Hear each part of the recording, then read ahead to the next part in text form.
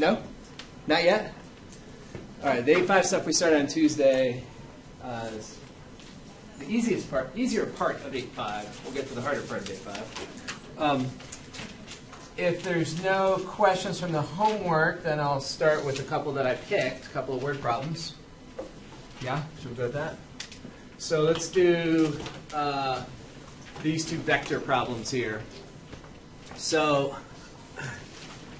this is one of those navigation problems, and I want to get a couple of things, make sure to point out a couple of observations here. So the boat is heading at 35 degrees. We have two types of navigation bearing that they give us, and if they just say a degree, and it's a navigation problem, it automatically means it's from the north going clockwise. So the boat is heading at 35 degrees. So that's what the instrument panel on the boat says, 35 degrees east of north. And then it's propelled by a force of 750 pounds. So the engine's churning away, creating a force of 750 pounds. There is also a wind that is blowing from 320 degrees. So again, we're going from the north clockwise 320 degrees. So 320 degrees is this arc right here, all the way around. And the wind is blowing from that direction. So it's blowing from quadrant 2 into quadrant 4. Okay? So the first thing that we have then are those two vectors. We've got the direction that the boat is heading. We've got the wind blowing on it. So then we have the result. So the boat's heading this direction, the wind's blowing that direction, so the resultant is there. So that's the course. That's where the boat actually is. Okay, does that make sense? So we're heading that way, but the wind's blowing that way, so we end up going there.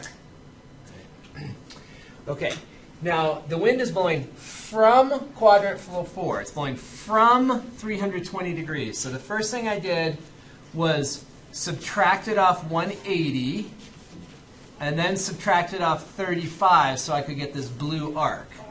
So 320 is all the way around there, and if I subtract off the 180, I'm subtracting off all of that, and then I'm subtracting off the 35, which is that, so it's leaving us with the blue arc. So the blue arc is 105 degrees. Now, as we saw on Tuesday, that arc right there of 105 degrees isn't really helping us because it's not in one of these two triangles. It's being chopped up by the resultant vector.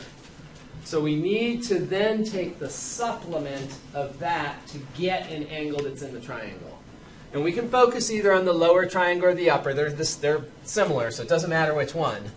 But regardless, we can't use the blue angle there because it's chopped. And it's not chopped in any even way.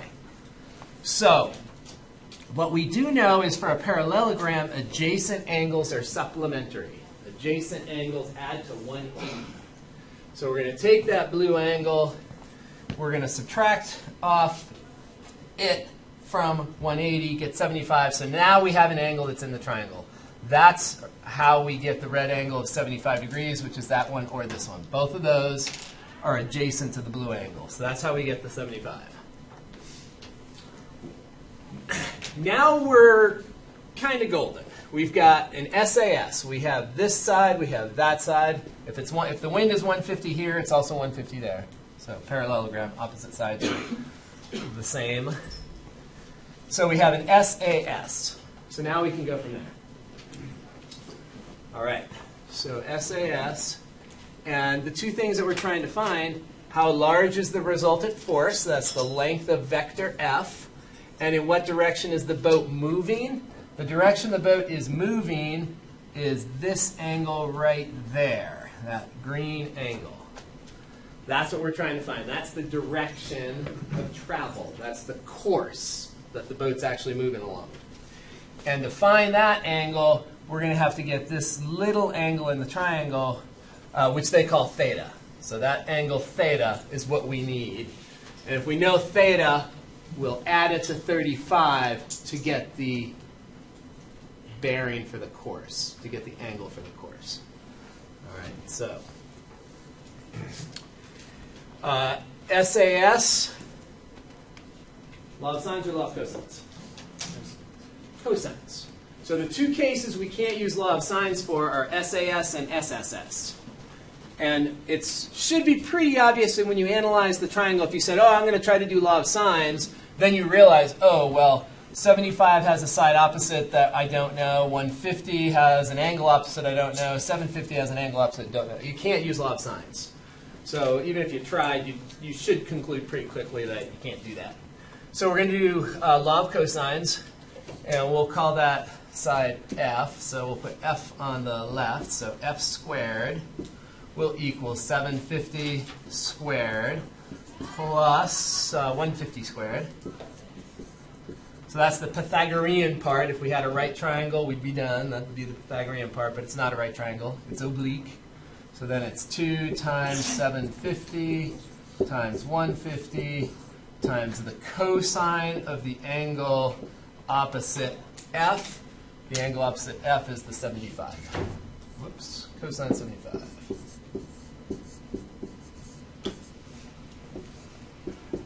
So we're going to type all that into our calculator and we have to take the square root of both sides. So we will get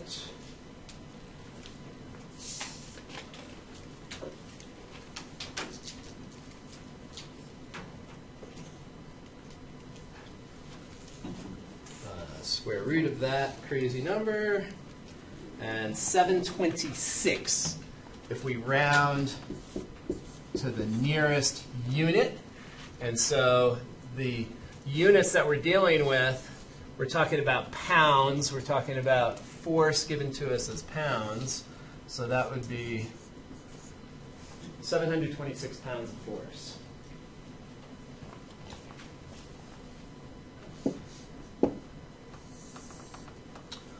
Okay, so that gives us all three sides of the triangle then. Now we can use the law of sines to find the angle theta in the triangle. So law of sines for angle theta, we'll do the side opposite theta is the 150. So we're going to do sine of theta over 150. That's going to equal sine of 75 degrees over 726. And so here, ideally, what you're going to do is you keep a couple of decimal points there as you're going. And if you're doing it in order, that number should still be in your calculator, so you don't even need to do much. So theta will be the inverse sine. Okay, and whenever we're dealing with inverse sine, one thing we want to just sort of make sure, check ourselves, is the angle we're trying to find acute. Because inverse sine only gives us an angle in quadrant 1 if it's the inverse sine of a positive number. So we look back up, and yeah, that's going to be acute, right? And one way that we kind of think about that is the longest side of a triangle is going to be opposite the largest angle. So if this triangle has an obtuse angle in it, it's got to be across from the 750. Because we know all three sides. So that's got to be the biggest angle. That's not the one we're trying to find, so it's totally fine. It's got to be acute. So inverse sine of 150, sine 75, all divided by 726. And what do we get when we plug that into our calculator to the nearest degree? Well, 12 degrees. Thank you. 12 degrees. So that's not our final answer. That 12 is in the triangle right here. We're trying to find that green arc. That's the course. That's the angle of the course, the direction angle for the course vector. So that's going to be 35 plus the 12. So our final conclusion here, 35 plus 12, that's going to be 47 degrees. So that's the direction the boat is going. That's the direction of the course. Different from the direction of the heading. So heading and course are the two words I'll use for this type of scenario. If there was no wind, no current, heading is where you're going, but if there's wind, your heading gets modified into the course based on the wind or the current. All right, let's go to the other one I've got up there. So this says a vector has magnitude 100, no units, just a length, and points southeast. Resolve this vector into easterly and southerly components. One thing that we have to be very aware of, and they do this all the time in math, is use the same word to represent different things, or the same notation to represent different things. You know, like the good examples, ordered pair notation is the same notation we use for an interval. So you've got to somehow, from the context, discern whether are we talking about an interval or are we talking about an ordered pair. And components is another one of those words. It's often referring to numbers, to scalars. So if we write a vector as v equals 2, 3, v equals 2, 3, when we write that vector, we are calling 2 and 3 the components of v. Now these are scalars, right? 2 is the horizontal component, 3 is the vertical component. They also use the word, though, when they're talking about vectors in the following sense. When we are looking at this problem, it's saying resolve the vector into easterly and southerly components. Sometimes what they mean is break your vector into 2 vectors so that those vectors add to that resultant blue vector. So those 2 red vectors, if we call this vector v, quite frequently books will call this the vector v sub x and the vector v sub y. So just be aware of that you can take a vector and resolve it into 2 other vectors. Now, what they're asking here is it's not actually clear. A lot of books will say vector components or scalar components, so you know what type of components they're really asking for. Are they asking for just the numbers, the 2 and the 3?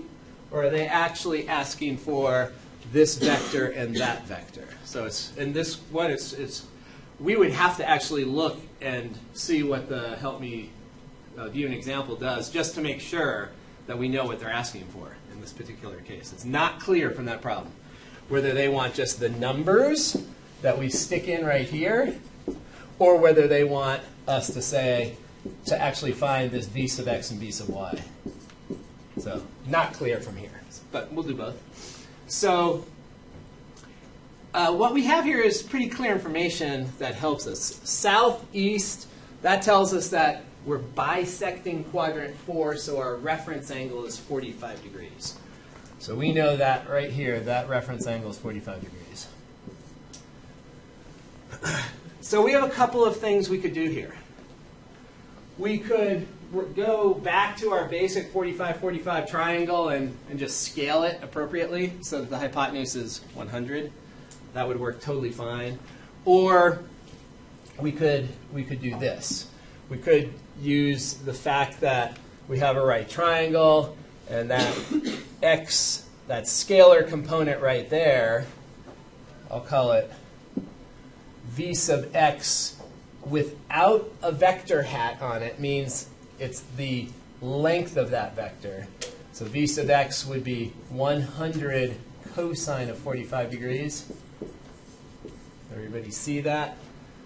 Cosine of 45 would be adjacent over hypotenuse. That would give us the scalar component here, so this will be 50 times the square root of 2. And v sub y, without the vector symbol on top, typically means the length of vector v sub w. That's what most books will use, that convention. Take off the vector symbol, and then you're talking about the magnitude of the vector. So v sub y, if we look at that, okay, v sub y is going to be the length here. So v sub y, if we're doing the magnitude of that vector, we would do 100 sine of 45. Now, one catch here is that this is down into quadrant 4, so should that be positive or negative? That'll be negative. So the 45 is the reference angle, so that's not going to pick up a sign for us. It's not going to pick up a plus or minus. We have to look at the picture and say, okay, that scalar component there is into quadrant 4, so it's got to be negative. So we'll get negative 50 root 2.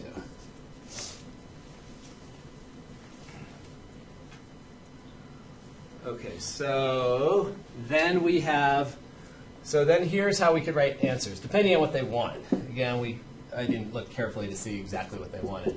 So we could write this. Do that. Or if we were writing these as vector components, the v sub x vector would look like that, and the v sub y vector would look like this. And if you add those two together, you get vector v. So my guess is that they're probably just asking for the scalar components, just these numbers right there. But I want you to be aware of the fact that you can talk about vector components. So components is a word you just have to be aware of. Has multiple meanings depending on the context. Okay, so let's go to another one. So we did this application right at the end of class. It was kind of a nice one because it is dealing with a right triangle and not an oblique triangle over there. And then this is just one without a picture.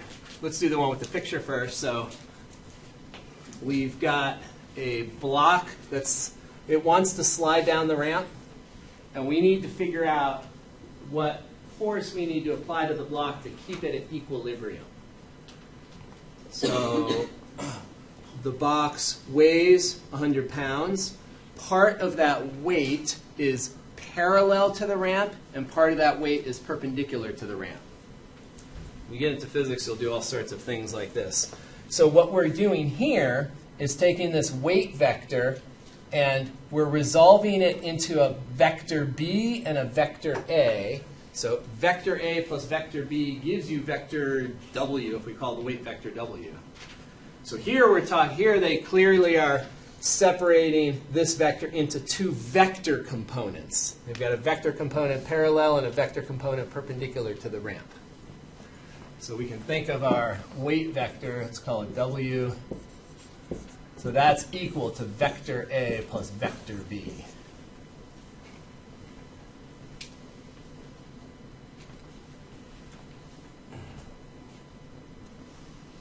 Okay, so we resolved yesterday that if that angle is 25, we're going to have a 25-degree angle in the triangle there. And there's two triangles. There's multiple ways to kind of think about it. You can either think of your 25, you can focus your attention on one triangle or the other. I feel like this highlighter is going to be a little too big, but we've got that right triangle there that you can focus on, or you can focus on this one over here. So there's two right triangles you can focus on. It doesn't matter which one you want to look at. And I usually actually choose the one I usually choose this one. Because I see the B pushing down the ramp, right? So I usually like to focus on that triangle. And here's how I would draw it. When you draw the vectors so that they are in the middle of the block, I feel like it gets a little bit messy. And so what I'd like to do actually is just draw them right on the ramp itself. Oops, that's not a vector. Let's use the vector. So we've got that vector, then we've got our perpendicular vector, and then the weight vector is going to be the diagonal right there. should be roughly there. And so this, so the parallelogram that we end up with is right there. And again, I'll tend to focus more on, I like focusing on that triangle. And let's just clarify again why that angle inside the little triangle is 25. So if that angle down there is 25, this angle right here is the complement of 25, so that's 65. And then if we focus on this little right triangle here, this angle down here must also be 25 degrees. So that angle is 25, as is this one, because that's an opposite interior, which is the one they're focusing on right there. So if we look at this triangle, that's 25. And it's always going to be that case. It's always going to be the case that whichever of those triangles you look at, that angle is going to be the same as the angle of inclination for the ramp. And now you have a right triangle, and we have vector B up here, and vector A, we can think of it as this side over here. And we're looking for the magnitude of vector B. So that's not too bad. That we'll use the sine. So we'll take the sine of 25 degrees. That will be the length of the opposite side, so the magnitude of B, which you could write with a B without the hat if you wanted. And then we're going to divide it by the hypotenuse. The hypotenuse is the 100 pounds. And so the length of vector B is 100 sine 25. Type that into your calculator. And how many pounds do we get? 42 pounds. Thank you. 42 pounds. So that is the magnitude of the force we need to apply up the ramp so the box doesn't slide. Push with more than 42, it goes up. Push with less, and it comes down. Now, if we wanted the force perpendicular to the ramp, that would be the magnitude of A. And there we would use cosine instead of sine, because it's adjacent to the angle. So if we want the magnitude of the force perpendicular to the ramp, we would just use the other trig function, so cosine of 25. And what do we get when we type that in? So 100 cosine. So this force, when you get into a physics class, you use that force a lot more than we'll use it. 91 pounds.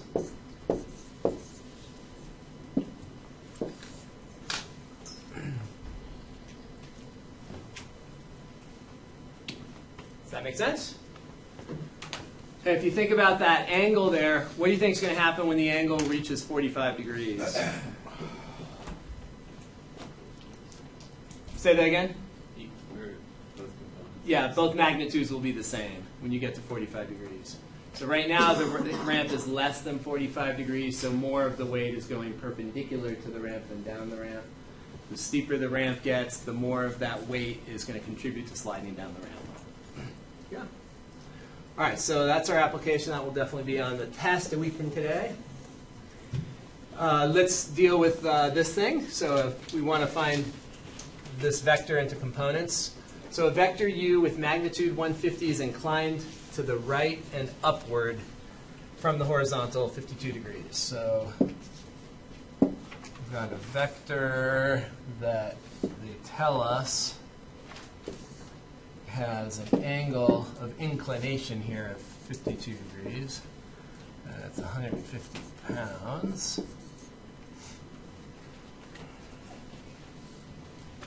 Okay, so let's figure out the components here. The vector, the scalar components for this vector are both positive. So let's just call this vector v. So we can take vector v, we'll call the length of that vector v without the hat on it, without the vector symbol. And we just have to use cosine and sine again. So if we're thinking about this magnitude here and this magnitude here, we can call those v sub x and v sub y. So let's think about those just as scalars. V sub x and v sub y are scalars. Those are the scalar components. And not too bad. So v sub x is going to be equal to the length of vector v, which is 150, times cosine of 52. And v sub y will be 150 times the sine of 52. Get that. And what do you get when you type this v sub x1 in? 150 cosine of 52? 92? And then what about 150 sine of 52? 118.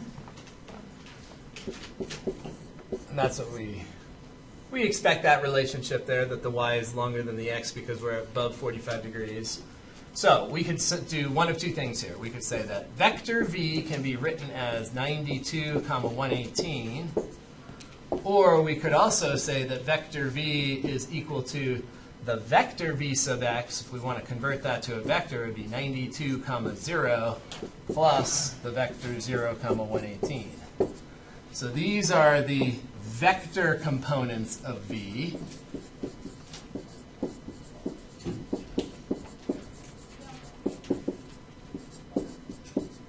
And these guys in here are the scalar components of v.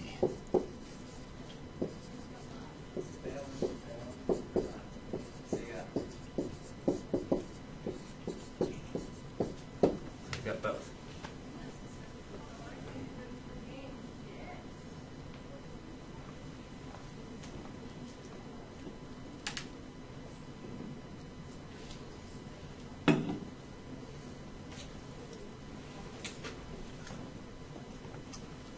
Okay, well, let's go on. You guys try this one. So I drew it both ways, and you can do whatever one you want. Again, I find this is a little cleaner if you're not drawing your center of mass in the middle of the block, just draw it at the base. But whatever you want, either way is fine. So, see if you can label everything properly and get the right answer. Don't want to miss this one. This one's a pretty easy one on the test.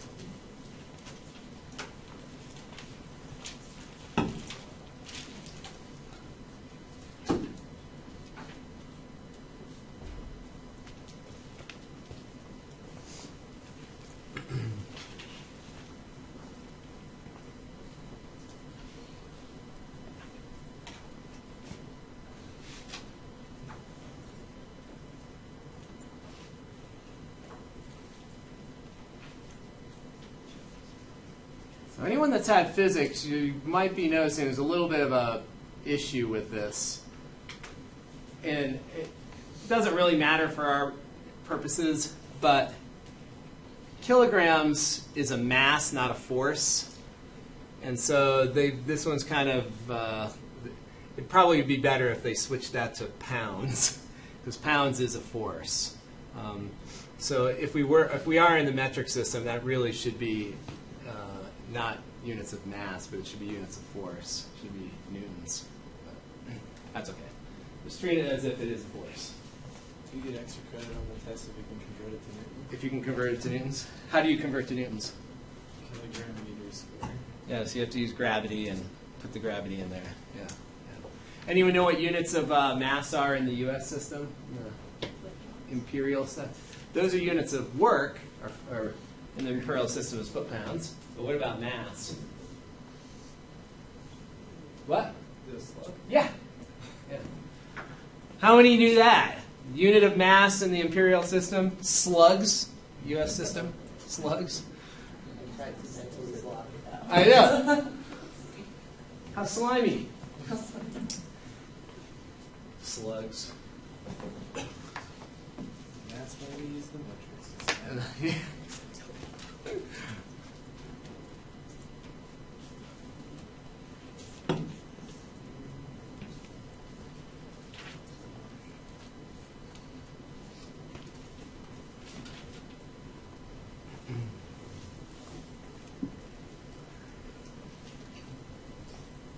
raise your hand if you're not sure where to start, or yeah.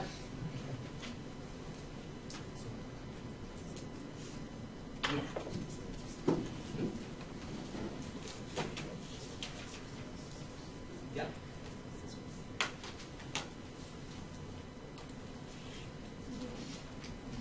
Yeah, exactly. So that's the triangle I can use with my block sliding down. So like that vector right on the ramp.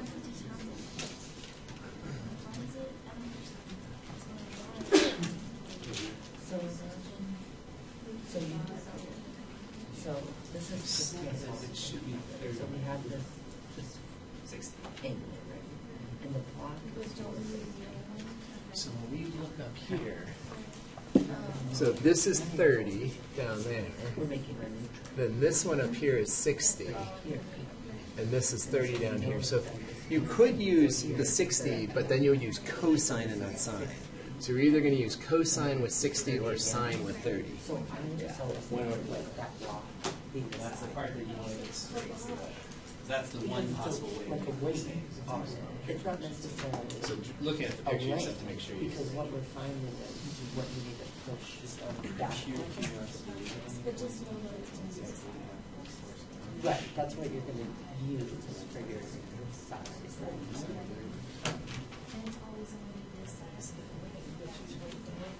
That does seem unusual. Yeah. What is that? Yeah, let me check. Oh yeah, because sine of 30 is a half. Yeah. Well, I So- mean, like it makes Yeah. sense, but it's also like really, like almost too No, much out of it. I know. Up here as this side. Because that's Yeah, why no, we that's did right. sine. That's definitely right, because it's going to be So sine of when you 30 say sine times. of Yeah. 30, sine is. So I guess that's always going to be the case. Whenever the ramp's up 30, it corresponds to the Exactly. Exactly. All right, so you can call the force down the ramp whatever you want to call it. What were they calling the last one? Did they call it B? Doesn't really matter what you call it. I'm going to call it A. So, and I'm going to just label the sides of this triangle. So I'm thinking about A and B as just the magnitudes, the length of those two sides. So we're just trying to find A. And you can use cosine or sine. It just depends on which angle you're focusing on here. If I use the 30-degree angle that was given there, then that's sine. So sine of 30 degrees is opposite over the hypotenuse, which is the 450.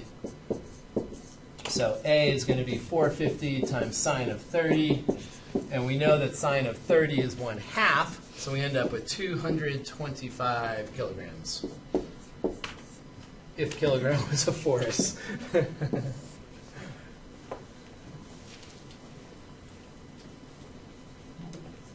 All right.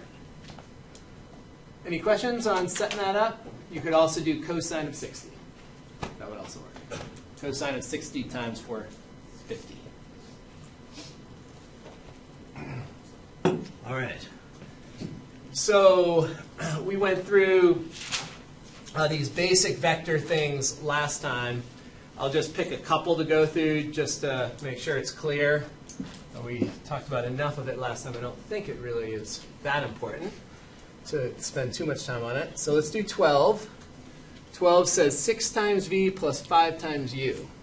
So when we scale a vector by a constant, by a scalar, we have to distribute it to both components of the vector. So when we say 6v, that 6 needs to jump into each component there of v. So that will end up being minus 24 comma 42. So that's 6v plus 5u. The 5 jumps in to each component of u. So that would be 25 and minus 10. And so our result there is going to be, we are just going to add the corresponding components together. So we end up with, looks like 1 and 32. So that's it. Let's do 14. So the absolute value bars mean length of the vector. So let's just start from the inside and work our way out. So 2w is on the inside, so we go to w, we multiply it by 2, which means multiply each component by 2. And then the absolute value bars mean length. And the length of that vector, same as what we've always been doing this pretty much the whole semester, square root of the sum of the squares. So we square the negative 2 and get 4. We square the negative 6 and get 36. So that gives us the square root of 40, which is 2 root 10.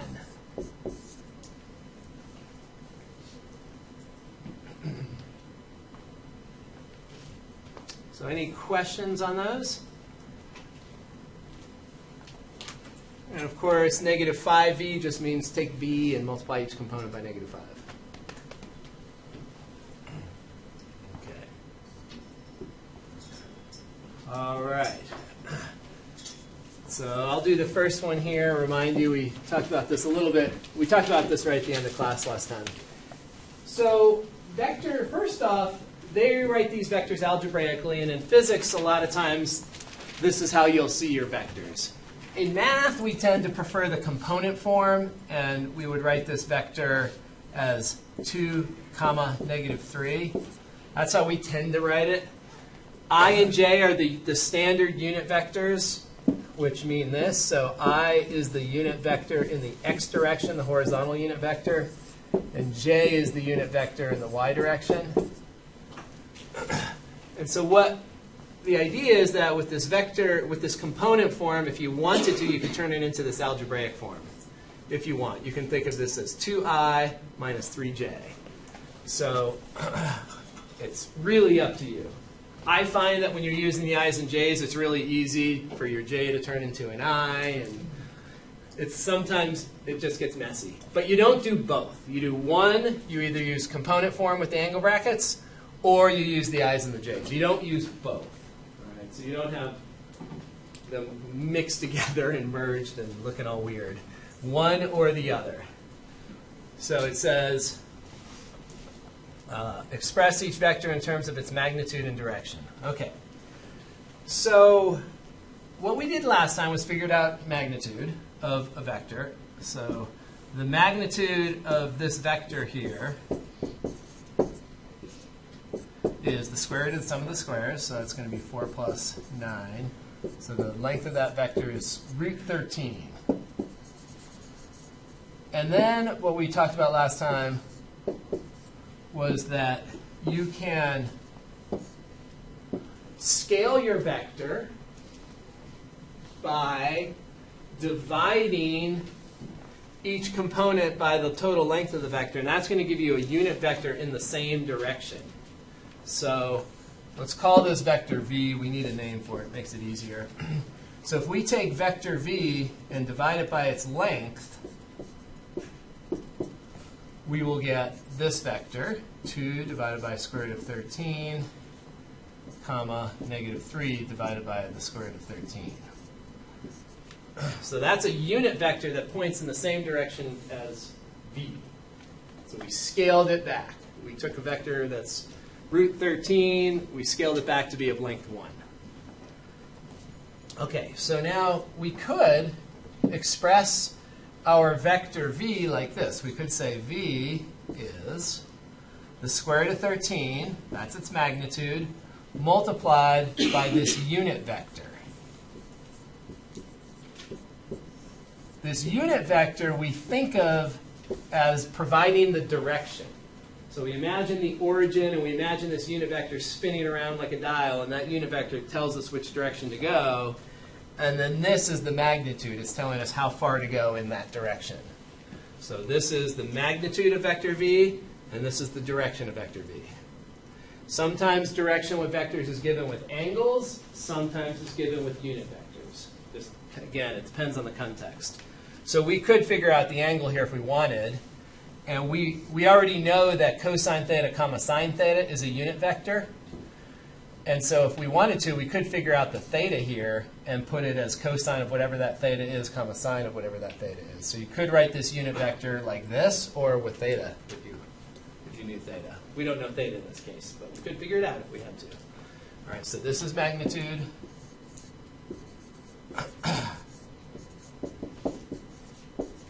And And then this unit vector is giving us a direction. And so we're pointing into quadrant 4. Okay. All right, so you guys do 76. See if you can write that as magnitude times direction. Where by direction we mean unit vector.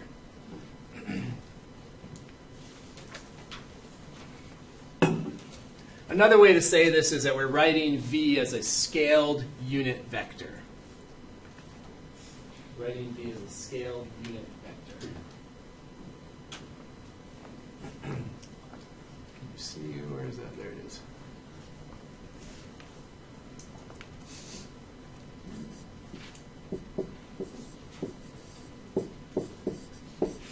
So 5, 12. 5, 12 is the vector in question.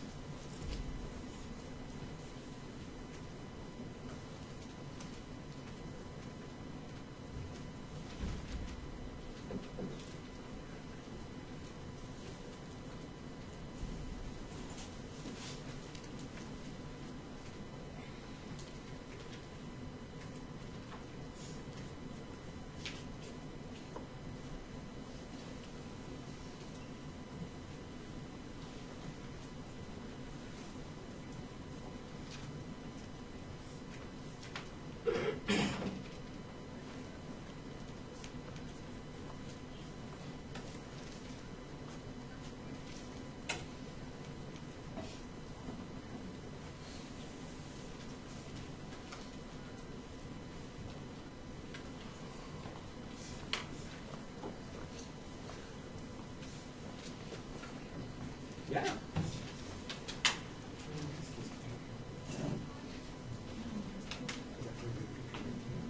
Yeah.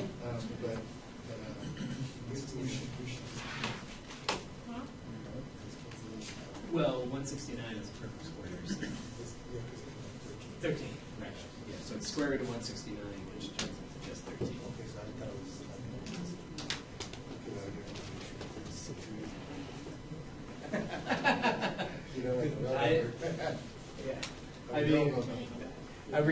a common number. All right, so the length of vector v, I think most of you have discovered that to be 13. So it's 25 plus 144 inside the square root. That's 169, which is a perfect square, lo and behold. 5, 12, 13 triangle. And so we could then write vector v as 13 multiplied by the unit vector 5/13, 12/13. So the magnitude of vector v is the 13, and then the unit vector that points in the direction that it's going is right there. All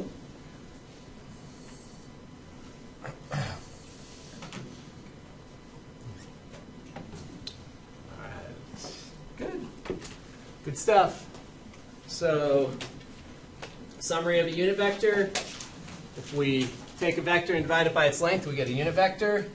So if vector v is -1, 4, we would find the length to be the square root of -1 squared plus 16. So we get root 17. And that means that the unit vector, v divided by length of v, would be -1 over the square root of 17.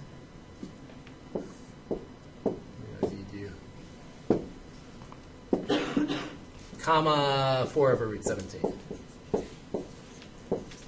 So that's the unit vector that points in the same direction.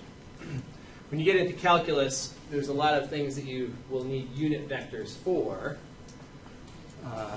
But for us, probably the simplest application is if we want a vector of a particular length in a particular direction. Let's do one of those. Let's see, I don't have it right there. Let me put one up here. This is a good example. So if this question said, find a vector of length 20 in the direction of that.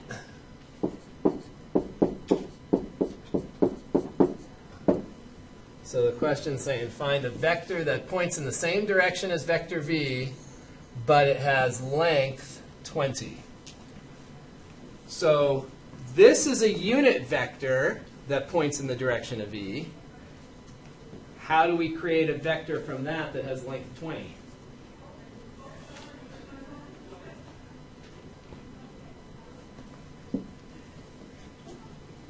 What will we do? So we started with this vector v. We found the length of it was root 17. So we scaled it back to a unit vector. And now we want a vector that's still pointing in that same direction, but it's 20 units long instead of square root of 17 or any other number. Just Multiply it by 20. Yeah. If you take a unit vector and multiply it by 20, you get a vector of length 20. So the vector we're looking for then is 20 times v over length v. So 20 times this vector that we just found a moment ago. Yeah, it's as simple as that. Scaled unit vector. So minus 20 over root 17, comma 80 over root 17. So that vector has length 20, and it points in the same direction as v. So two-step process. Scale v back to a unit vector, then scale v out to whatever length you want it to be.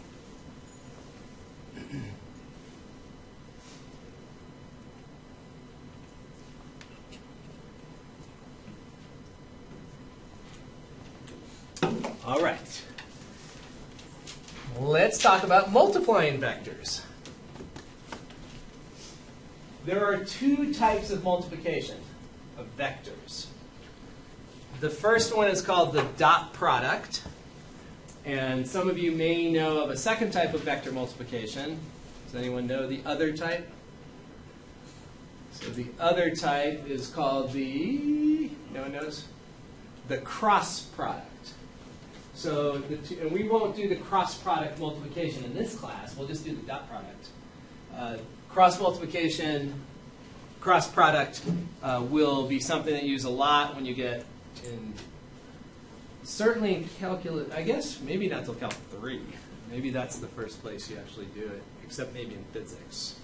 And that's why they call it, instead of just the product, they call it dot product and cross product because there's two different types of products, and they had to give it a name, so they called dot because we use a dot for this one and we use an X for the other one. So one's called the dot product, one's called the cross product. The dot product is going to give you a number. It's going to give you a scalar. Okay? The cross product, just so you've heard of it at least, if you take two vectors and you align their initial points, the cross product actually gives you a vector output. It's going to give you a vector that's perpendicular to both the vectors you started with. So that's going to be a really important property later on in physics and math. You have two vectors and you want to find something perpendicular to it. So that's what the cross product will be used for. The dot product will be used to find the angle between two vectors. So cross product, when you get there, finds a perpendicular vector. Dot product finds the angle between two vectors. So that's its purpose, is to find the angle between two vectors. And here's how we define it. It's a really simple definition, and the fact that it actually works and finds the angle between two vectors is pretty remarkable, actually. So the definition of the dot product, we take our two vectors, we multiply the x components, multiply the y components, and add them up. That's it. That's the dot product between two vectors. So if we have vector v equals 2 comma negative 1, and we have vector w equals negative 4 comma 3, then v dot w, we multiply the x components, the first components, we multiply the second components, and then add them up. And jumping ahead a little bit, if the dot product is negative, this implies that the angle is obtuse. So angle between two vectors is always an angle between 0 and 180 degrees. If the dot product is negative, you're going to be dealing with an obtuse situation. If the dot product is negative. Obtuse. Try another one. Let's suppose V is equal to 5, comma 2. W is equal to 1, comma negative 1. Then the dot product between these two vectors is what?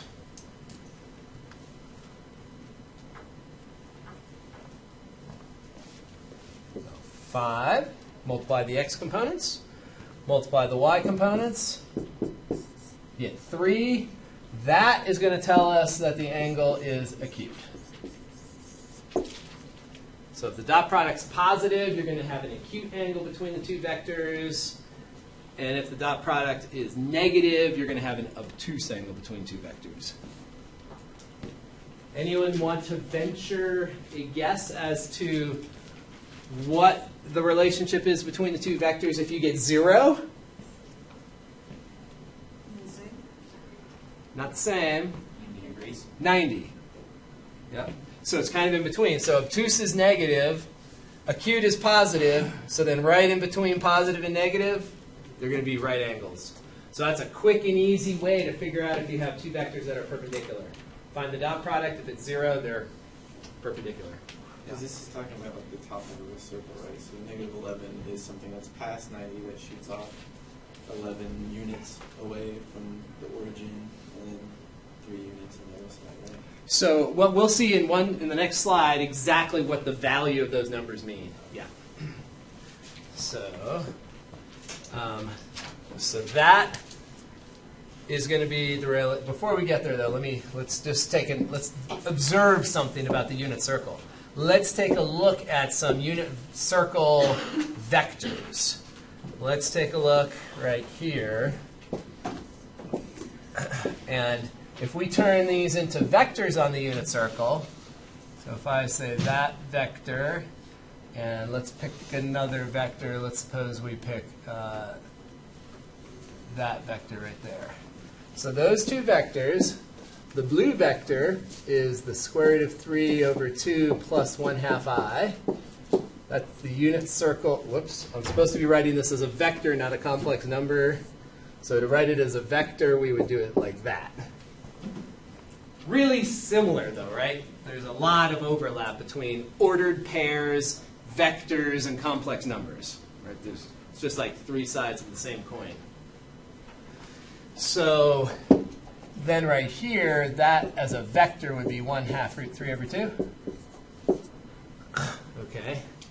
And let's just notice what happens when we dot these together. If we were to take these two vectors and we were to form their dot product, that means we have to multiply the corresponding components and then add. So let's multiply the x components, we get square root of 3 over 4. Multiply the y components, we get square root of 3 over 4. So that's 2 square root of 3 over 4, which reduces to square root of 3 over 2. All right. And what is the angle in between these two vectors? 30 degrees. And what's the cosine of 30? Square root of 3 over 2. All right. Now let's observe another one. So let's suppose we take that vector right there, and let's take that vector right there. We'll use the black symbol there. All right, so if we take those two vectors, that one right there is minus root 3 over 2 comma 1/2 as a vector. That one down there, so it's this one, that's going to be this one. That's negative 1/2 comma negative root 3 over 2. So when we dot those together, x components give us root 3 over 4. Y components give us negative root 3 over 4, which is 0. What's the angle between these vectors? 90, right? 3/30. And cosine of 90 degrees is 0. So the dot product between two vectors is going to give us the cosine of the angle in between. So that's how we're going to find the angle in between. We're going to do an inverse cosine to get the angle. So here's our theorem. This is going to be the official relationship. So cosine of theta is u dot v divided by the product of the magnitudes. Another very helpful way to write this formula is to write it as cosine of theta, and this reflects more what I just demonstrated to you. We could separate this apart like that. And what is u divided by length u is a unit vector. V divided by length v is a unit vector. So this says if we take two unit vectors and dot them together, we get the cosine of the angle in between, which is what we just saw in that last slide. So if you take two unit vectors and dot them, you end up with the cosine of the angle in between the two. So either way you write that, doesn't matter which way, they mean the same exact thing. Mechanically, this is going to be a little easier to do than to create a unit vector, create a unit vector. But conceptually, that's how I think is a good way to think of it. You're dotting two unit vectors together, you get the cosine of the angle in between the two. So let's look at an example. Let's suppose we have u equals negative 2 comma 5. Let's suppose we have v equals 3 comma negative 1. Okay. So to evaluate, to find the theta, to find the angle in between, we need three things. We need u dot v. So u dot v, by definition, we take the x components, multiply them together, take the y components, multiply them together, and then add. So negative 6 minus 5, negative 11. We also need, for the computation, the length of u. The length of u is the square root of the sum of the squares. Negative 2 squared is 4. 5 squared is 25. So that's the square root of 29. We also need the length of v. Length of v. Square root sum squares, so that's 9 plus 1, so that's the square root of 10. Now we have all the little pieces of this. So cosine of theta will equal the dot product divided by the product of the lengths. Then we just type it into the calculator to get theta. Theta will be inverse cosine of negative 11 divided by the square root of 290. We can combine those two square roots if we want. And we know we're going to get an obtuse angle because that's negative in there. The argument there is negative. So negative 11 divided by second square root 290. Close, close. 130.2 degrees.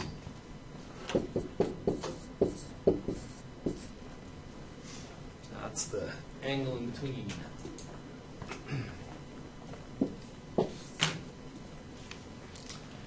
And inverse cosine is great because inverse cosine we know is between 0 and 180, and that's what the angle between two vectors has to be, something between 0 and 180. So that works out really well. All right, so let me give one for you to do, and then we'll take a break after that. So suppose we have u equals 3 comma 4, and suppose v is negative 1 comma 6. Find theta. Magical angle.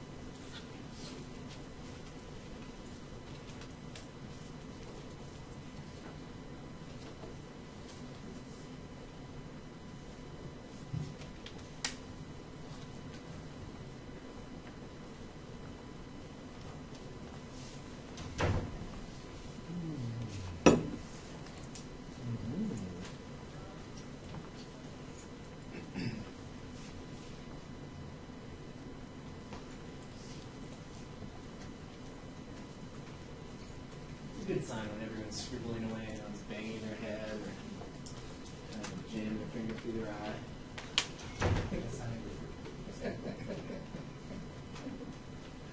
Wait, what are you doing?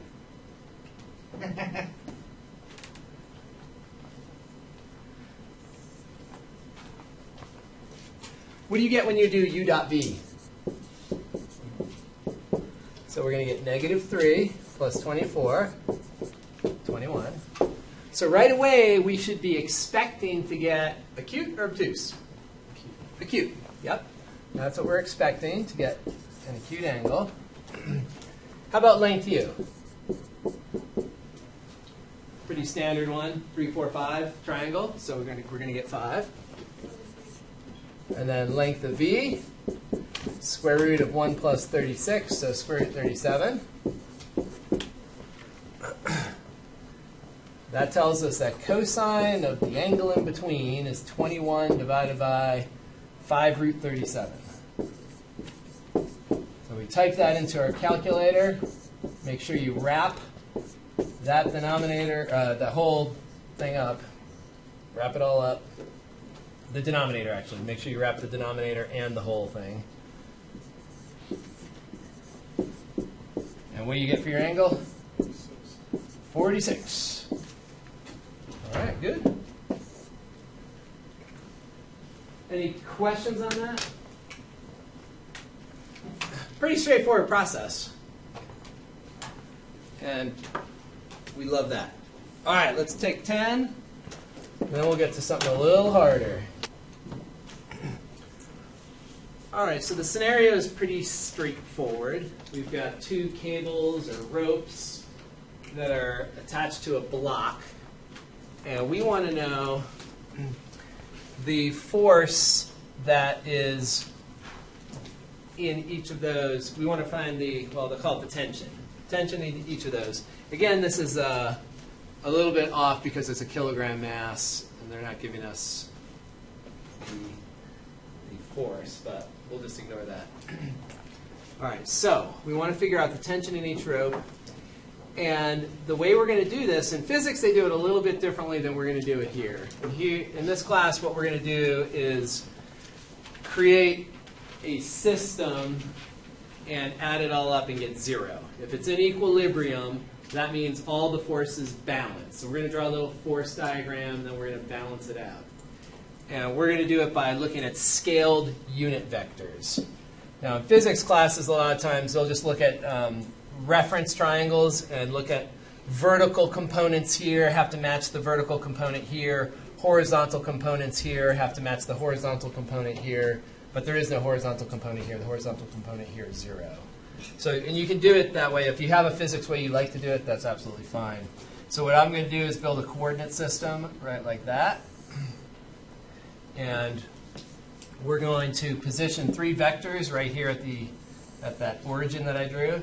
This vector down is the weight vector, mass vector in this case, but let's get rid of the units and just put the number. And then we're going to build these 2 vectors that are coming off of the block, one this direction and one this direction. And what we need is to go back to the origin there and figure out what the angle with respect to the origin is. So the origin here, that 60 is way over there. We want to get our regular standard angle here. And so what would that angle be for that first red vector? 30. So 30 degrees is that direction right there. Now we'll call this the right vector, call this the left vector. And then, again, for L, same idea. We want this vector right here. We don't want the reference angle. I know the reference angle down here is 45 degrees. We know that. But when we describe vectors, we're always talking about them in standard position from the positive x-axis, so that's 135 degrees. Okay. So here's what we're going to do. We're going to take the right vector. That's going to be written as a scaled unit vector. We don't know how long it is. I'll call the length of that vector r without the vector symbol. And then I'm going to scale the unit vector that points in its direction. That unit vector is cosine 30 sine 30. So there's a scaled unit vector for r. Now we need to write L as a scaled unit vector. So here's where our sign, our SIGN, comes in. So we see cosine of 135. That's going to plop a negative out in front of that component. And in a physics class, they would use a reference angle and say, oh, it's to the left, and they would slap a negative on it. Doesn't matter. Same thing. And then our vector for the weight is straight down. So that weight vector is, if you wanted to, you could write it as a scaled unit vector. But we already know the components here. We know that it's 0, negative 2,500. If you wanted to write it as a scaled unit vector, you would write it as 2,500 times cosine 270 sine 270. Does everyone agree with that?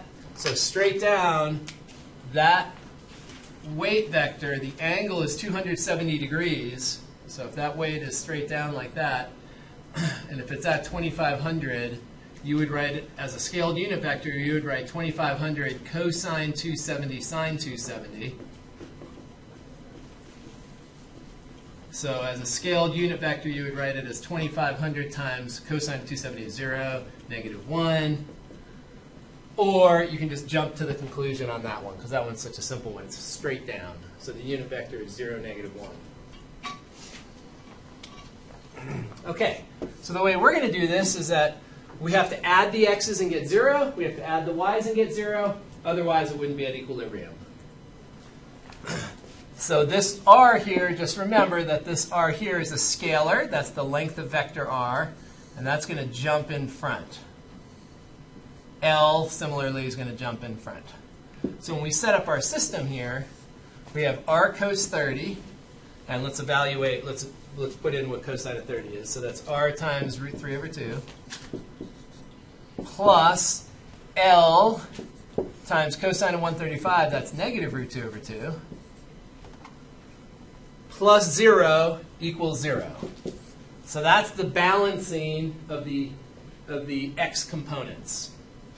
Now the balancing of the y components, we're going to have r times sine of 30. So that's r times 1/2 plus L times sine of 135 is root 2 over 2, plus negative 2,500 equals 0. So you could just put the 2,500 on the right. That's the balancing of the y components. This is a system. We know how to solve systems. Let's rewrite by, let's clear out the 2's for sure. So this would be root 3 times r minus root 2 times L equals 0. So I multiplied everything through by 2. Same thing down here. Let's multiply by 2.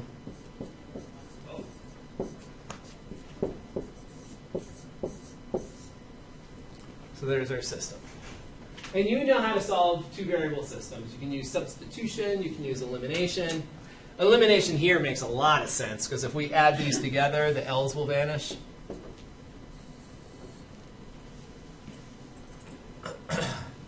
So if we add these together, you see the L's go away. So we end up with root 3 r plus r equals 5,000.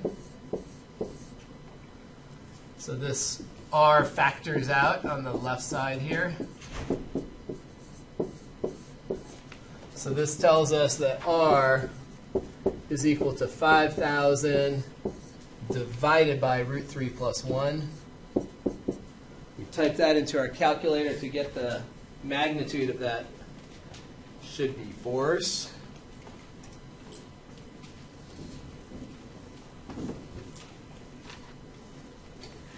And we get that r is equal to 183.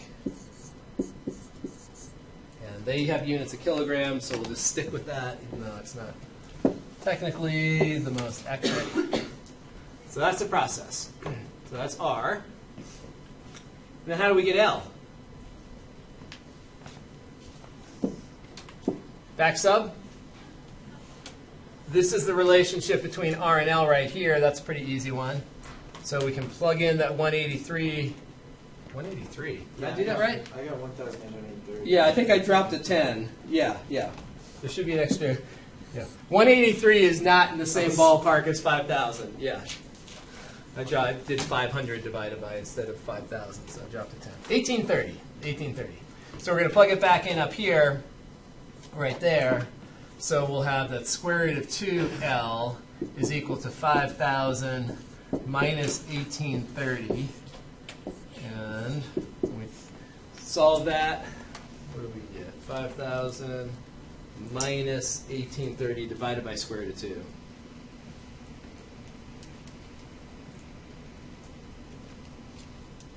And we get 2242 if we round to the nearest kilogram.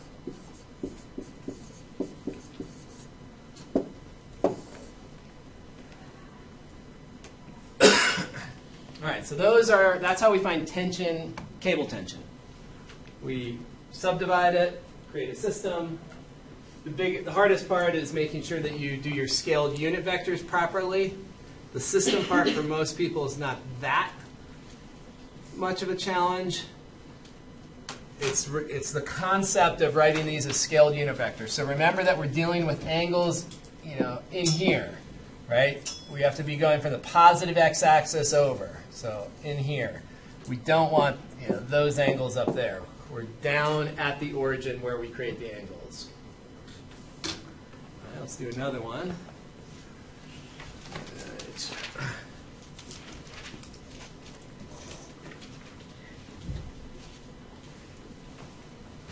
So let's do the one on the left. And now here, the 40 degrees is good. That's the direction angle for R. And then what's the direction angle for L? 180 minus 40, exactly. So we've got that. So let's write R as a scaled unit vector. So the vector R would be the length of R, which I'm using just an R without the vector symbol. That's going to be cosine 40 sine 40. That's the unit vector right there. So we've written R as a scaled unit vector. Now we're going to write L as a scaled unit vector.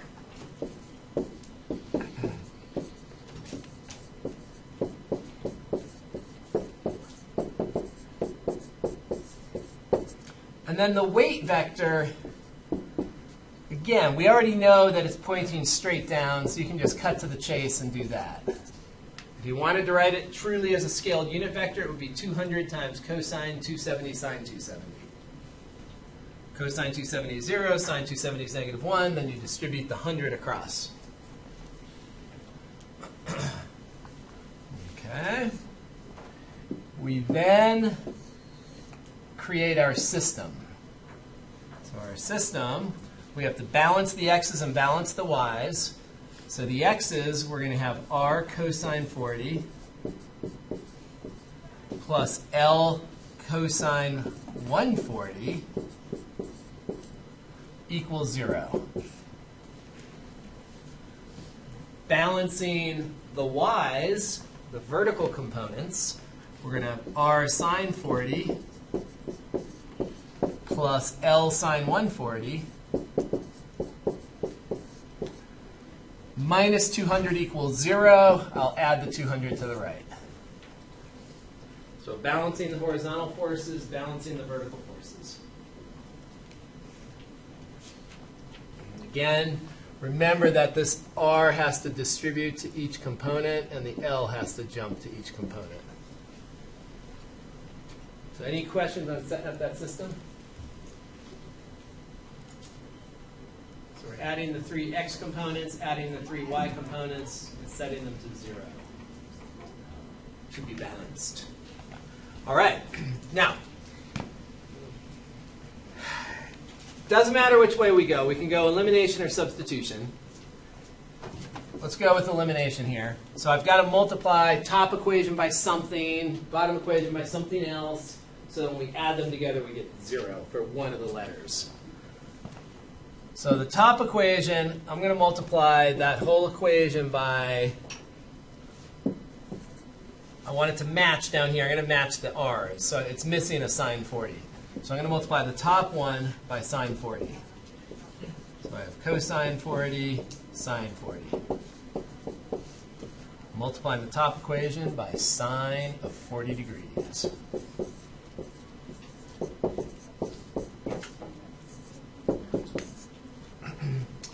Bottom equation, multiply by cosine 40, or minus cosine 40, whatever, doesn't matter. I'll multiply by minus cosine 40 so that I can add. If you multiply it by cosine 40, then you would just subtract.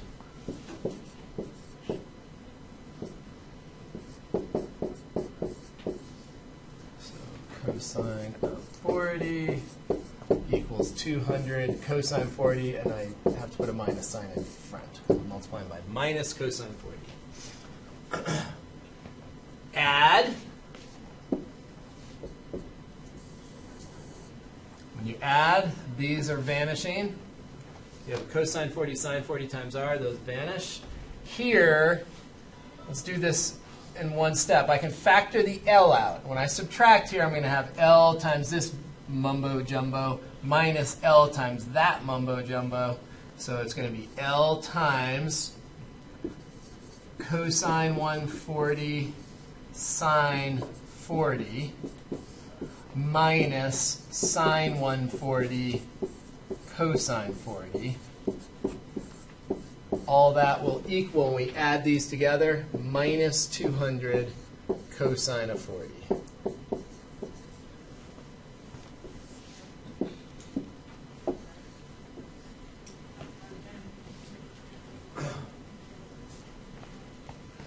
Now we just have to divide. We've got the right-hand side over there, which is just that single term there. We've got to divide it by that big parenthetical factor. And I don't think I need to rewrite it, so I'm just going to say L equals, so we're going to do the right side divided by this big thing here. Everyone follow that? So minus 200 cosine 40, close your parentheses, divided by, this whole thing better be wrapped up in the denominator because there's that minus sign there. So left parenthesis, cosine 140, zip that up, sine 40, zip that up, minus sine 140, zip that up, cosine 40, zip, zip, and 156 if I round to the nearest unit. I think we're dealing with pounds again, right? Pounds, please be pounds. So 156.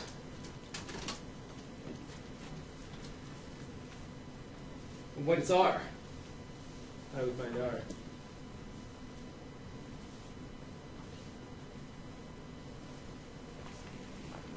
Any shortcuts here?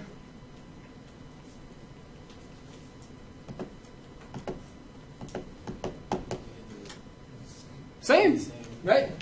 Yeah, we have the same reference angle, so the tension in each cable will be the same.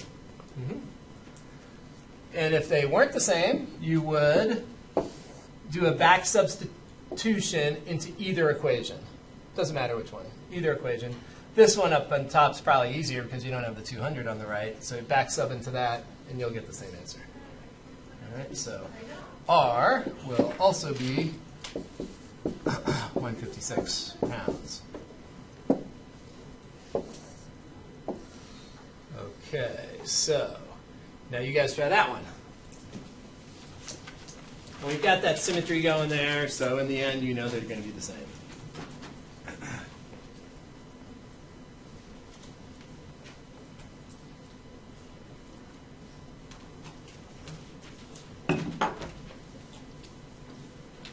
Can you dig it?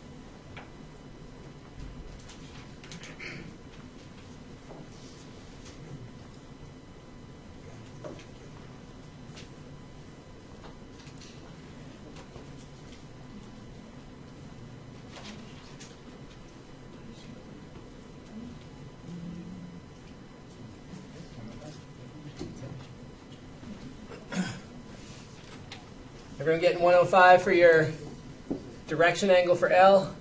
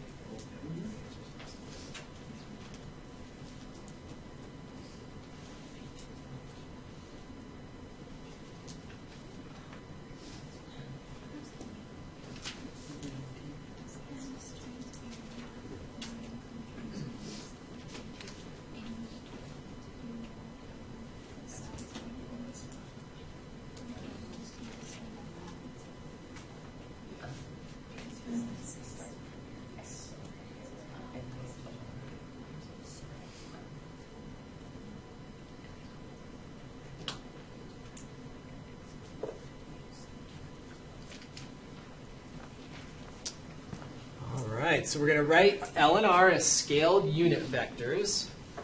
So R in this case, the vector R will be the length of R.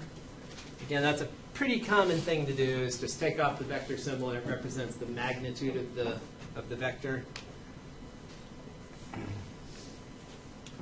So we are going to multiply that by the unit vector that points in the direction of R, which will be cosine 70 cosine 75 sine 75. So that's a scaled unit vector, cosine 75 sine 75. That's a vector of length 1 pointing at 75 degrees. Vector L, writing it as a scaled unit vector. So the L without the vector symbol means the length of L. And then the unit vector that points off to the left there is going to be cos 105 sine 105.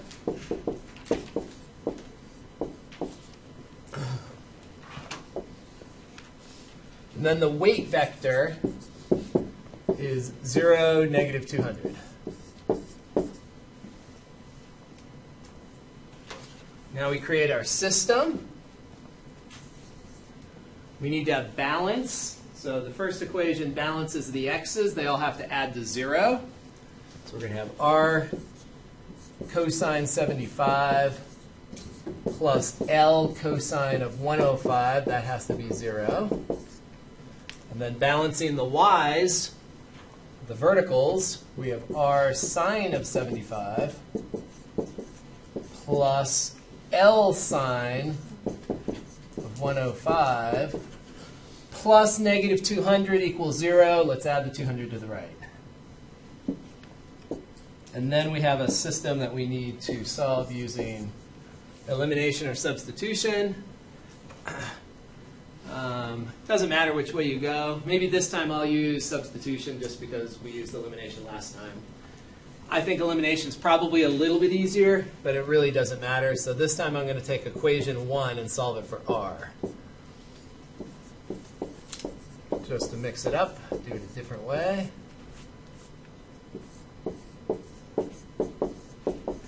So there's R. Subtract L cosine 105, divide by cosine 75. So that's from equation 1. And then we've got to plug that into equation 2. And when we plug that into equation 2,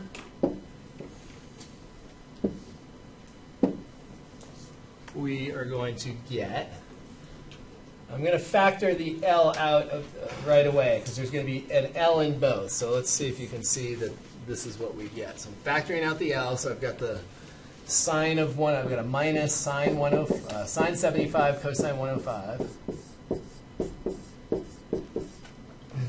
divided by cosine 75. Definitely going to need a little more space here. Okay, so that's the first term right there. I plugged it in right there, and I just factored the L out. And then factoring the L out here is going to leave sine 105. And I'm going to have to close the parentheses there.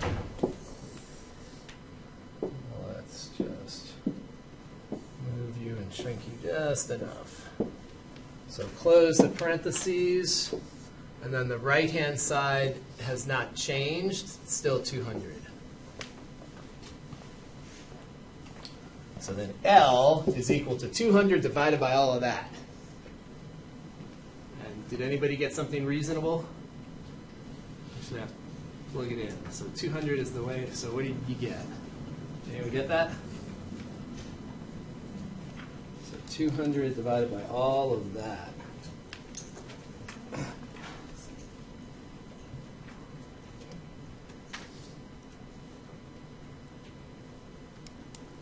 Let's see if we really can get the same answer.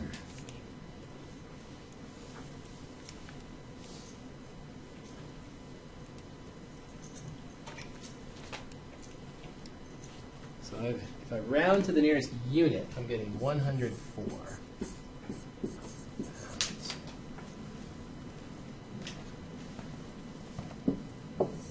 Somebody let me know when you've confirmed or haven't confirmed. So again, in this particular case, we've got symmetry, so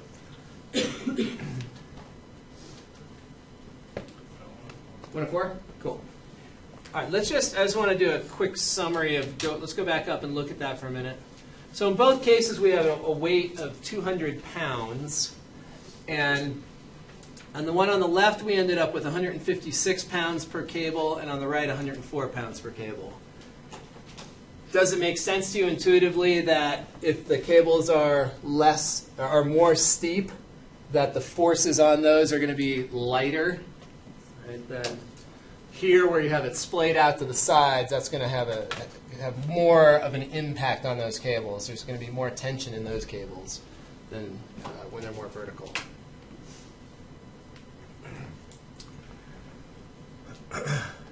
It'd be interesting to figure out exactly what that angle is to get 200 pounds in each of those. That would be an interesting problem. So we got 156 in this, so if we jack those angles down a little bit less, that's going to keep going up, up, up. So it'd be interesting to know where that threshold is, what that angle is. Seems so extra credit-ish. All right, here is a situation that seems more complicated. We've got this cantilevered support here. Homework is due this Monday for 8-3 and 8-5. Don't forget. So we've got this cantilever situation. And we want to do the same thing. We want to set up a little force picture. The one thing that we have to remember is that the cantilever piece is pushing onto that point, not pulling. In the previous examples, we had cables that were pulling on that point. This horizontal is pulling on that, but this cantilever is pushing up. And if the cantilever piece was pulling down, the whole thing would collapse. So it's pushing up. So with our force diagram, we're drawing it like this, where that force is right there. It's pushing up there. And what we have learned about vectors is that you can reposition them anywhere you want, and you will have an equivalent vector. So what we need to do here so that it makes sense to us when we build our system is just move it so that it's right there. Because we want to align all of the initial points. And then that will be the setup that we need so we can create our system of equations. So that cantilever vector just gets pushed out to there. In other words, the angle for it, we want that angle to be a positive angle in quadrant 1. We don't want to be using,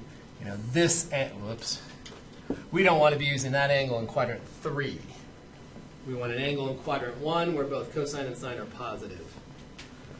All right, so they tell us that that cantilever makes an angle of 40 degrees right down there. So this would be corresponding to the 40 degrees. Is everyone okay with that?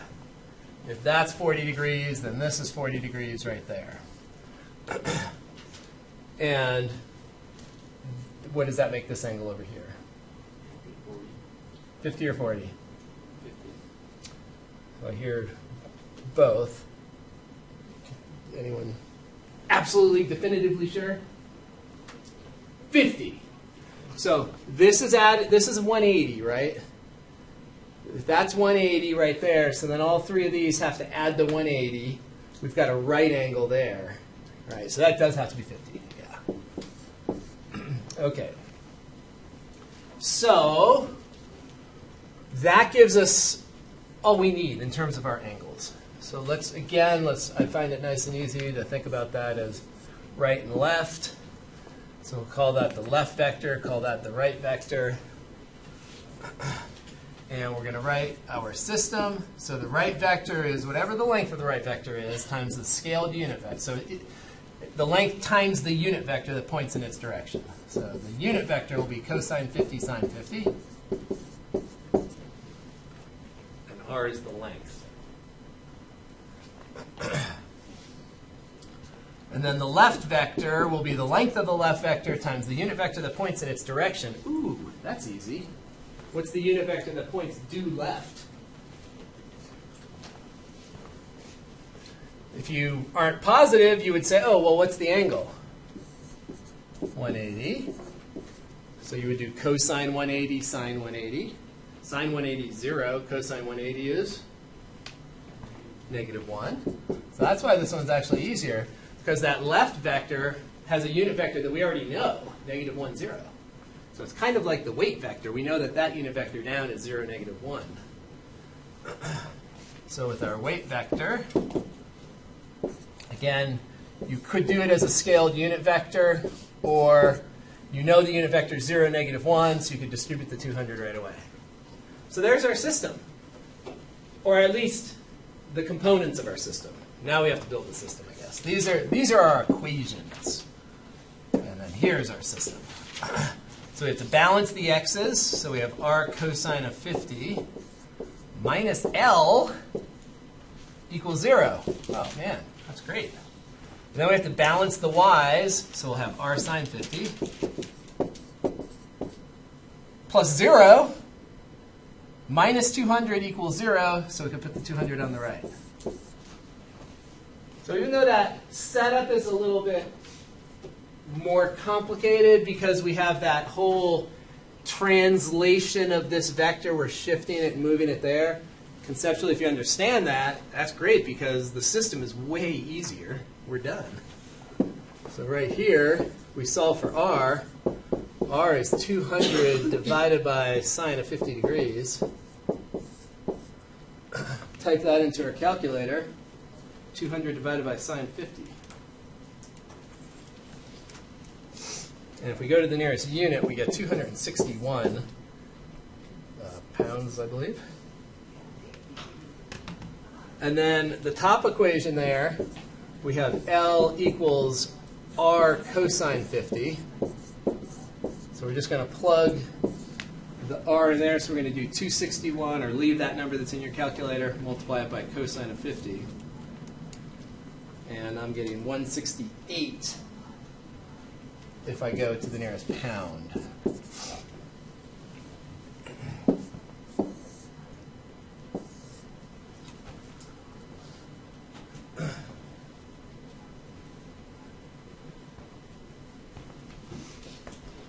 All right, so 261, 168. We look at that picture again. So a lot of force on this model of setup. Right? There's more force on that cantilevered beam than there is in the weight. Right? The weight's 200 pounds, but the force on that cantilever is 261. So if you're building something with a cantilever, you've got to take that into consideration. That actually has to be able to support more than what that weight is.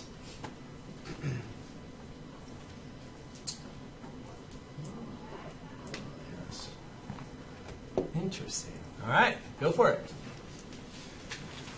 There's your setup. And we're trying to find the tension in each of those blue beams. Here we have beams.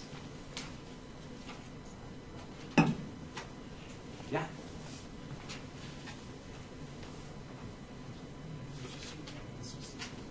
Yes.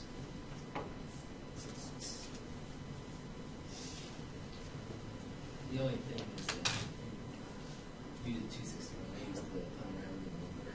So that's the fun. You're doing it right.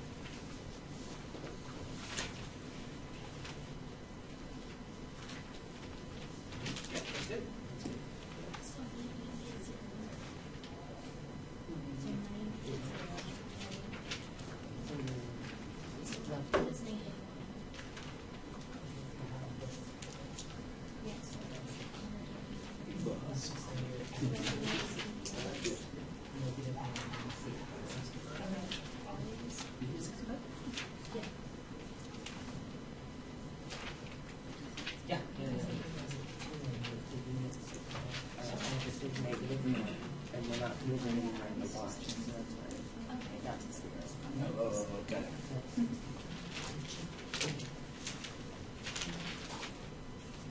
65, is that what that says? All right.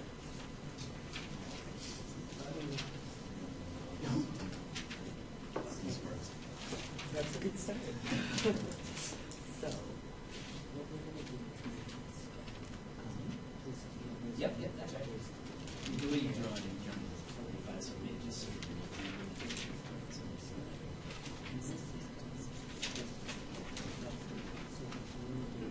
so you're imagining and it's being pushed through it. So instead of literally scooching up, that's just and our music, that's not the strings, so it doesn't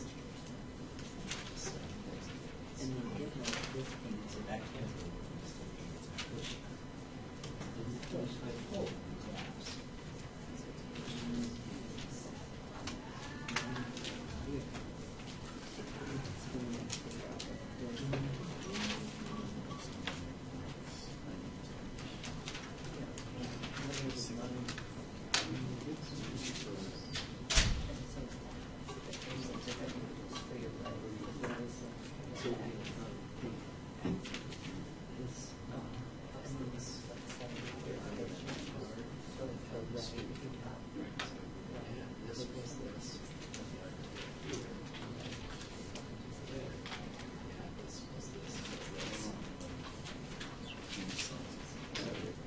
So for the x's, this is the x. you can do a comment that's the other way that you want to add that, and then certain amount can be multiplied. And then that left, That to get 90. you go again from the So these two y's have to balance that, and these two x's have to balance each other because that x is 0. because this is just going straight down. Right there.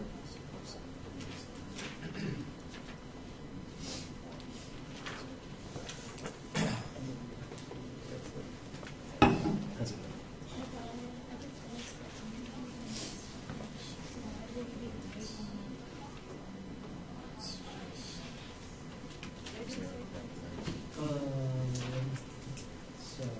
And so basically, Is this one? these are all your lives. So, And then when you are doing right and left here. yeah, so we still have a right, we still have a left. It's just that with the cantilever, the angle is on 80, so we already know that the unit vector of the 80 degree angle is out. Does that make sense? Yeah. Because we don't have any. And then you're going to do the same thing for Yep, your that's right. lives.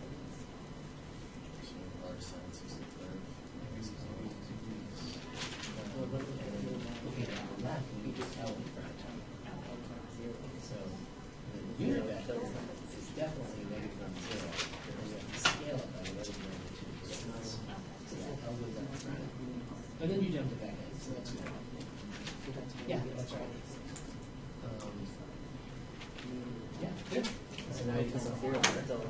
0. Yeah, so now you solve for R first. Oh, right there. Exactly. Why Right? is it Right? so your line? With setting these guys up or the system? Okay, so the way I did this one. That's why we break Yep, size. yep, always that. So this is always X's and always Y's. So Yeah, you wrote that. those are two Yeah, because if you look up here, that R is 5 minus oh, wait, no. per year. No, that's right. It's this one. R's should be stacked. That's right. That's right. Because we're doing R of this plus L of that. So we're going from vertical to horizontal. So these are all your R and S. courses. We're adding this And these are all your plus courses. this. So it should be R and L. This one And then is we're this adding drawing. R times that. Yeah. All right, let's roll on this. So let's set up our little force diagram. So we're gonna, let's see, we want that pointing left. So we're gonna have that. And then the cantilever piece is pushing up. And then the weight piece is straight down. All right, so that's a direct picture of what we have. And then we have to remember that we need to align the initial points. We have to slide that cantilever vector out so that the initial points all align. So we're going to move it that way. Let me slide these down. So we're going to do that. Okay, and when we do that, we have a horizontal there, and this cantilever extends this direction.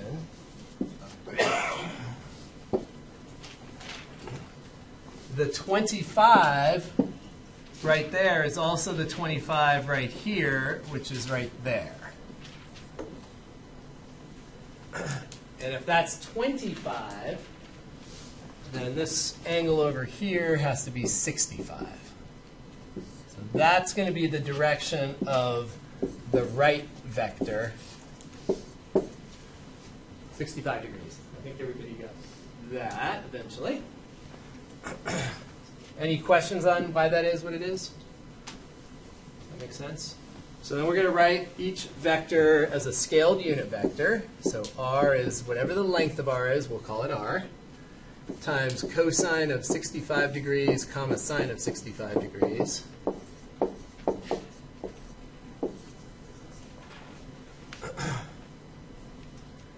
And then the vector L will be L times the unit vector pointing in its direction. And the unit vector pointing to the left is -1, 0. And then we have our weight is 0, -90. So those are our three vectors. And then from those vectors, we are going to create our system. So the system, the top row of the system are the x's. So when we look over here, we're adding the x's. We're adding that x plus this x plus that x. We're adding all three and getting 0. So we have r cosine 65 plus -L plus 0 equals 0. So those are the x's. And then we add the y's. That will be r times sine of 65 plus 0 plus -90 equals 0. We can put the 90 on the right. Make it positive. And that system's pretty straightforward. We can bounce down to the bottom equation and solve for r. R will be 90 divided by sine 65. And what did you get for that? 39? 99. 99, thank you. 99. And units would be pounds. And that's the vector that's going to correspond to the cantilever, and that's kind of what we saw in the last problem, that this puts a lot of force on that cantilevered piece of wood or whatever it is, and so it should be a little bit more than that, than the weight. And then how about for L? That's pretty easy. L is going to be R cosine of 65. And what did you get for that? 42. 42 pounds. All right. Good. Yeah.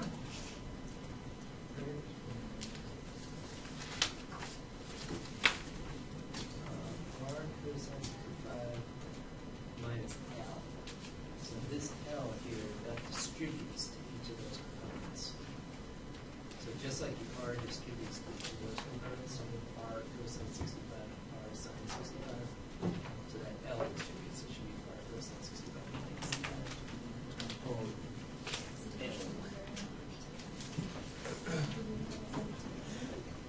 All right, any questions? Everyone understand how we get that little force diagram there? All right. Here's a problem for you now. So the hardest thing, so our test is a week from today.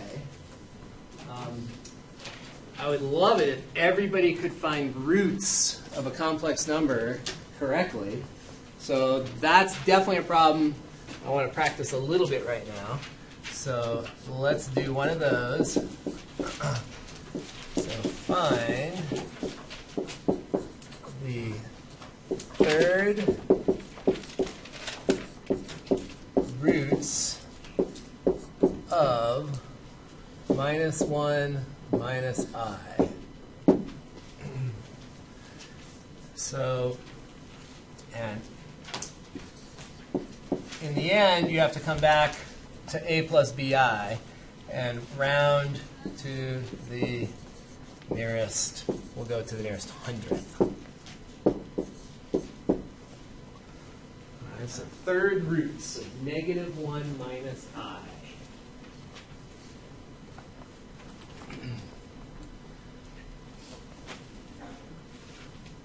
We'll go through it just step by step. So try to think. The first step that I gave you was to write an equation that has the answers we're looking for. So that's the first thing you should try to write down. Write down the equation that has the answers we're looking for. So what does that equation look like for finding third roots? So for finding third roots. So step 1 is the equation, and that will be z cubed equals -1 minus I. So that's step 1. So we have a cubic now. Step 2 is to identify how many solutions you have and how far apart they are. So write that down. How many solutions and how far apart. Did I lose a negative? Oh, I lost a negative. Thank you. Yes, I lost a negative. So how many solutions and how far apart?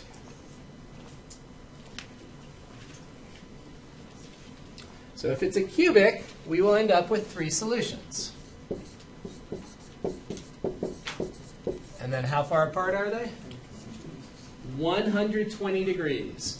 So we know that they're evenly spaced on a circle of a common radius, which we'll find out in a minute. So 3 solutions evenly spaced, that means they must be spaced by 120 degrees. Exactly. So that's always step 2.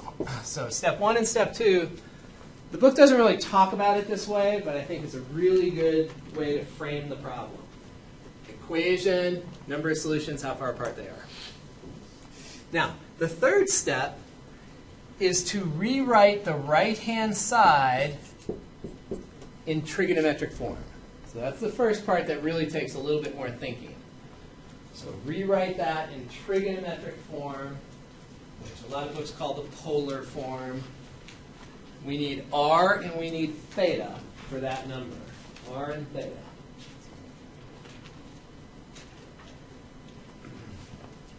So the polar form of a complex number, r parentheses cosine theta plus I sine theta.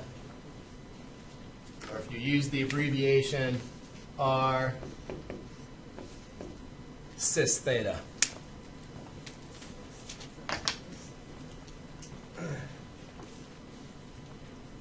R cosine plus I sine theta. And you have a couple of choices when you're trying to calculate this. You can look at your point, I shouldn't say your point, your number. And that number is sitting down in quadrant 3, right there. That's your number. And so you need to have the direction angle for that number and the distance it is from the origin. Those are the two pieces of information you're trying to get. So those are the two pieces you need. Usually we do these in degrees. So what's r going to be?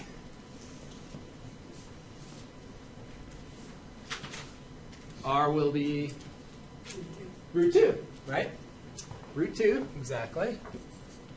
And then cosine plus I sine theta, CIS theta. What's theta going to be? 225. So we're bisecting quadrant 3, so it's 180 plus 45.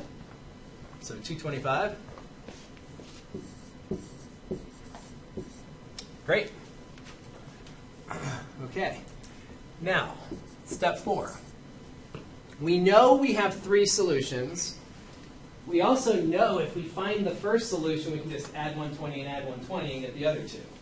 So step 4 is all about finding the first solution. So I've been calling that Z1. And what we do is apply Demois' theorem. We are thinking about Z cubed being equal to this root 2 CIS 225. So we're going to take the cubed root of that.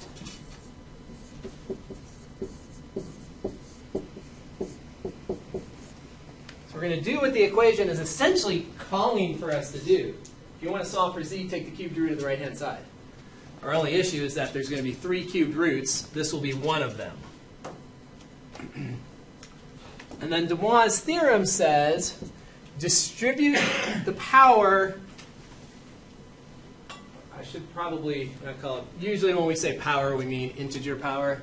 So distribute the exponent to the coefficient and to the angle. And when we distribute that out to the coefficient, what's the exponent on 2 here?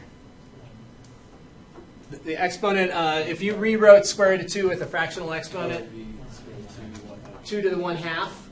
And so if you take an exponent and then you raise it to another exponent, so you have 2 to the 1/2 and you raise that to the 3rd, what do you do with those exponents? Did you say nothing? I mean, you could leave it stacked like that. Tower, power, power, tower, whatever. So multiply them together, you get 1/6.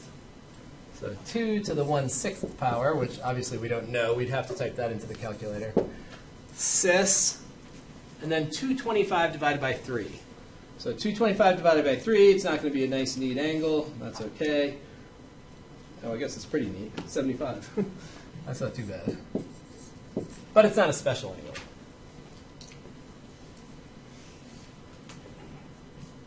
Okay, so does anyone have an issue up to that point? So we're applying Demois' theorem, distributing the 1/3. All right, step 5 is to find the other 2 in trigonometric form. So write down the other 2 in trigonometric form. So we've got 1 in trigonometric form. Now we have to find the other 2 using the fact that the spacing is 120 degrees. So from here, if we use that fact, that's our first one. Even though our circle work at 75, we need to be 120 here and 120 here. So take our 120. Just tap right on that.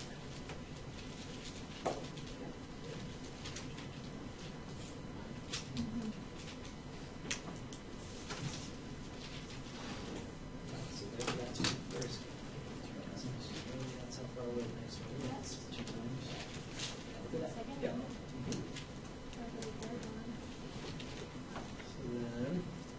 So that's our first solution. We're sitting there at 75 degrees. Now we need our next one. It's 120 away. So what are we going to do with 120 and 75? Got it?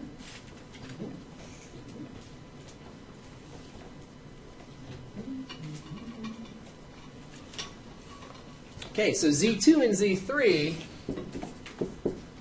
we have the fact that they're on a circle of the same radius, so the 2 to the 1/6 exponent there, that is the radius of the circle.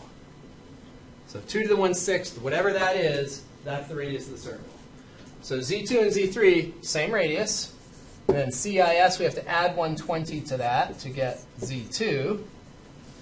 And then to get Z3, we're going to add 120 to that.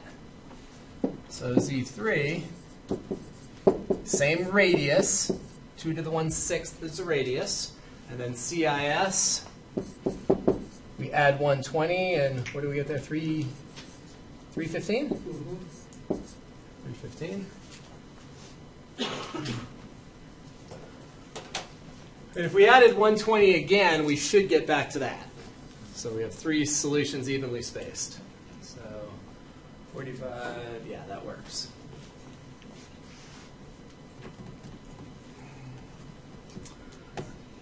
All right, last step.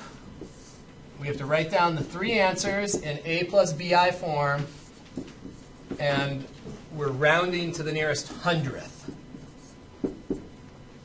So write down the 3 final answers then. Z1, Z2, Z3, rounding to the nearest hundredth. Everyone know how to enter 2 to the 1/6 in your calculator? Make sure you if you do it as 2 with an exponent of 1/6, make sure you put the 1/6 in parentheses.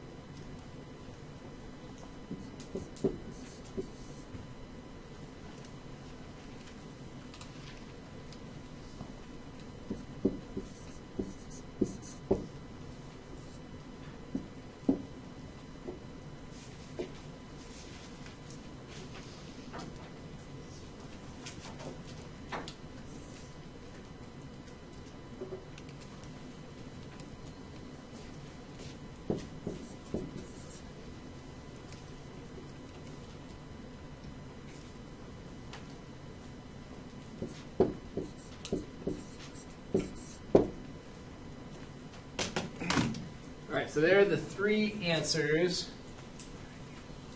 rounded, make sure you're in degree mode, rounded to the nearest hundredth. So if we take a look at what is 2 to the 1/6? So this, I'm just curious what the radius of this tiny little circle is. Did anyone calculate just the radius? Oh, I guess it's not that tiny, 1.12. It's bigger than 1. I was thinking it's probably less than 1. So the radius is 1.1, do we say 1.12? 1.12 if we go out a little bit further.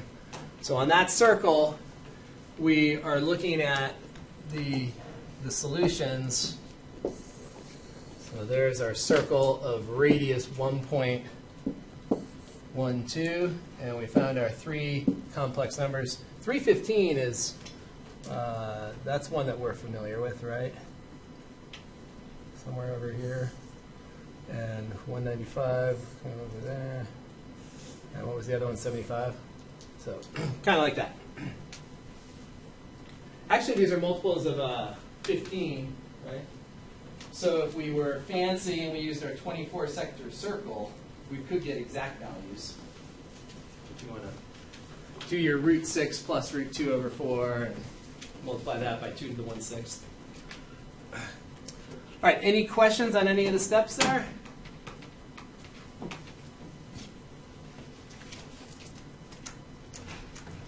1 week from today. All right, we'll call it quits for today. Have a good weekend. Study hard. And guys, I can't do tutoring tomorrow. I'm in a conference all day. But I'll be there at 8:30, like I am every Tuesday, next week. Right across the hall. Yeah, how convenient. Right? It's so convenient. All you have to do is just then come here. I know. Why restrict yourself to 2 hours and 15 minutes a minute? For the sake of sanity. For the sake of staying sane.